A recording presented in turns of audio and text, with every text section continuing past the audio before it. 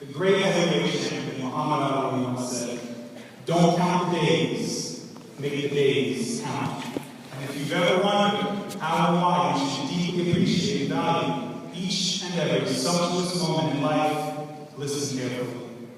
Please join me in giving a warm Bronx Prep welcome for Mr. Darrell Brown.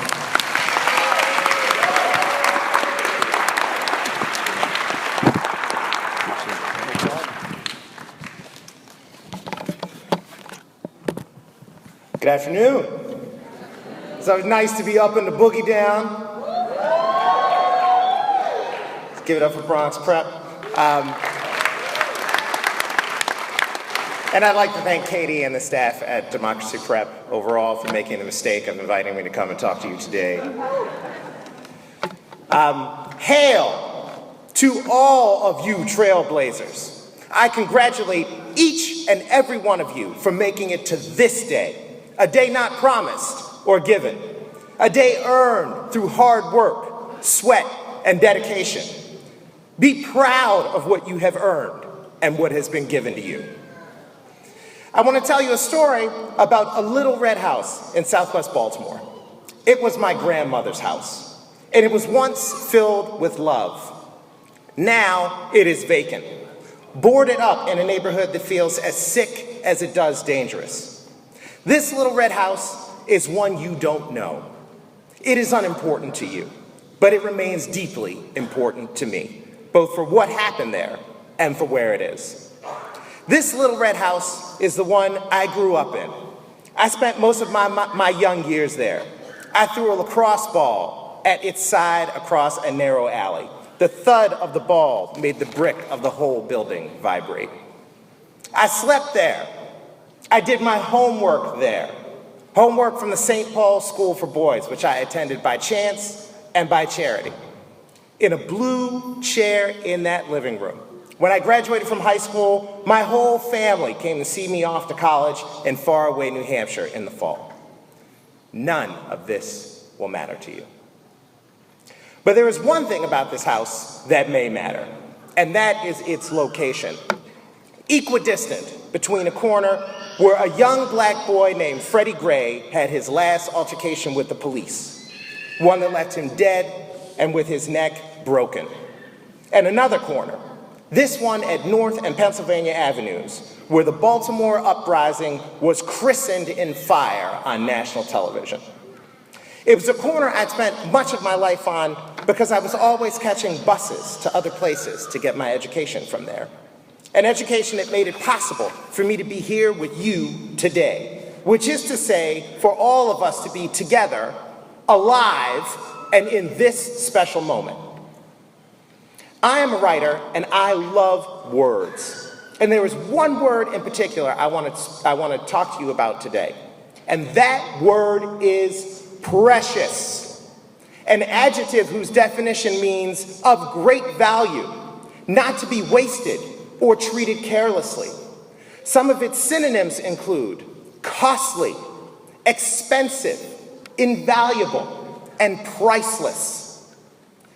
Precious seems simple. You love something. It is precious to you.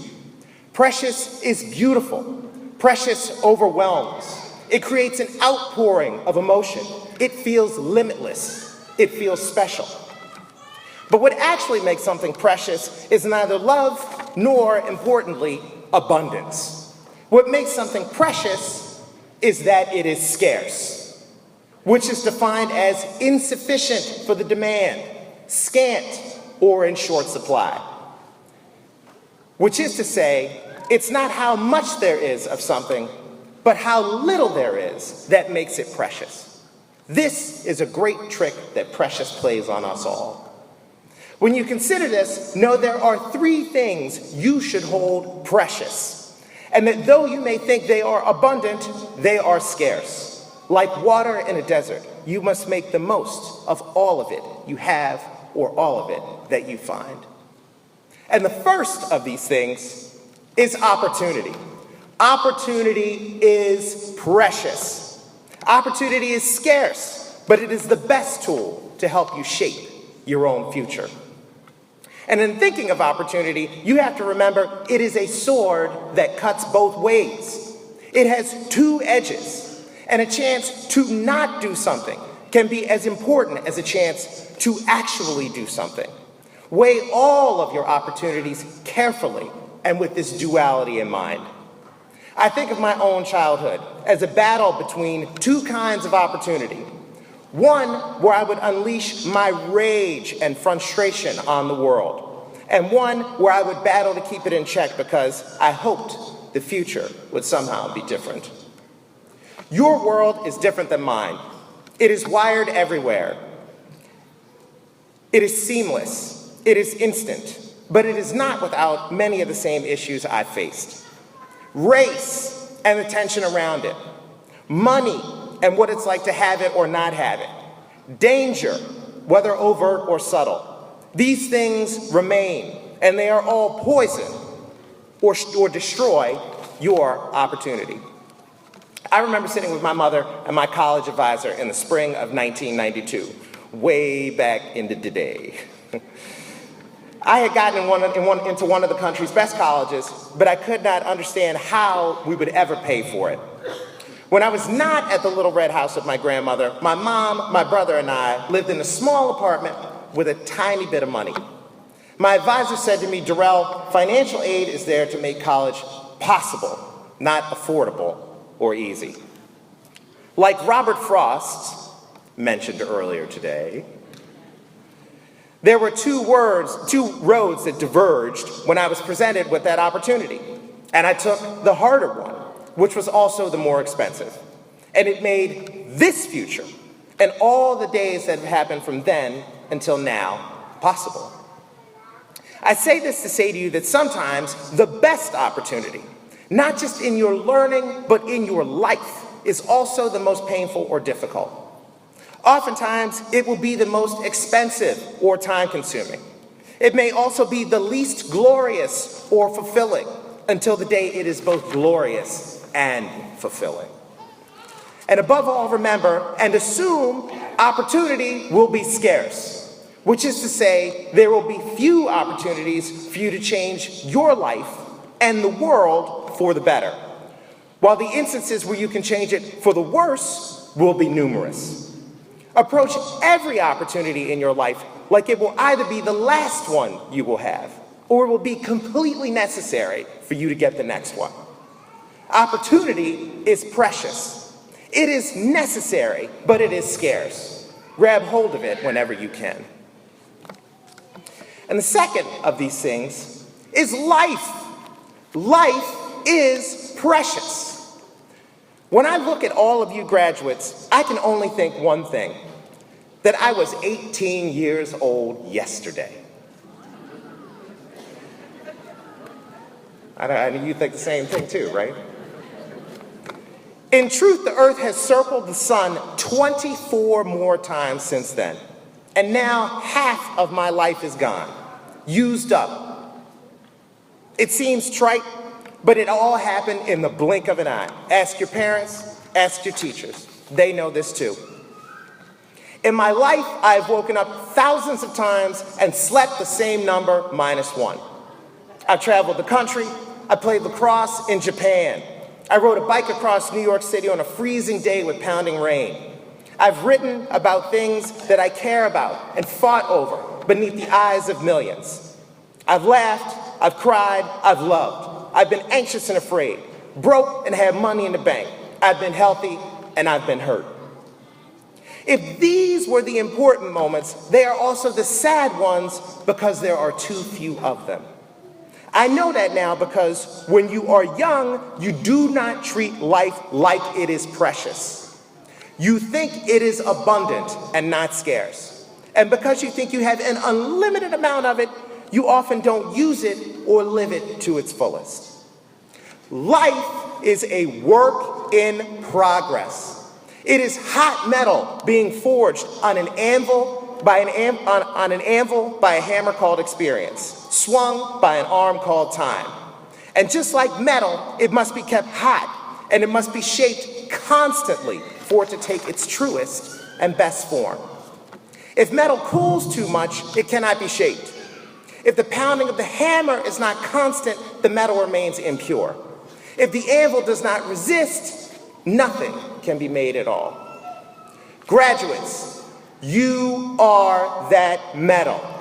And every day on the anvil is precious. Each one where you must work to make yourself better. Every hour is one where you gain experience so you can become the truest and best version of yourself. Every moment is one where you must burn with a passion for something that you believe in. Life is precious because it is scarce. It is precious because you are only given one. And it is precious because you must use each and every moment to become the person you were meant to be. Life is precious. Waste no moment of it.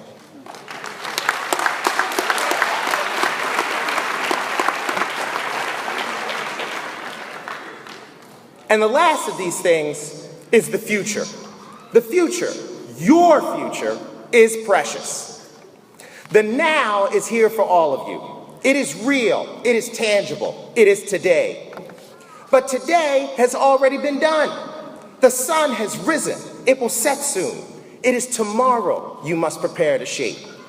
This school, its teachers, your families have prepared you to do just that. But to shape tomorrow, you have to be a good steward of where you have been. And that includes holding the Trailblazer family close and tight in your heart now into the future, much like I hold St. Paul's close to mine. To shape tomorrow, you have to graduate from college and fully become your own person in a dramatically changing world. To shape tomorrow, you have to dream of making the world better while you make yourself better. And maybe most importantly, to shape tomorrow, you have to realize that none of it is promised to you, and that every moment that waits for you in the future will someday be in your past, a memory, a cool veneer of which you might have done. You have to make sure that your memories are ones of action, of consequence, not passivity, confusion, or waste. You must be brilliant. You must be outspoken. You must be talented. Most importantly, you must be needed. And remember that the future, your tomorrows are precious because they are scarce. There are a limited amount of days for you to make your mark on this society and this world, if that is what you choose to do. The future is precious. Take no moment of it for granted. In closing, I just want to say that on this day, you are tossed like brilliant stones into the swift river of our shared future. The moment you break the surface, you will change the flow of that very same river forever. For all of our sakes, please change it for the better. Again, I hail all of you. I congratulate you on this special day, and I wish you all the best now and into the future.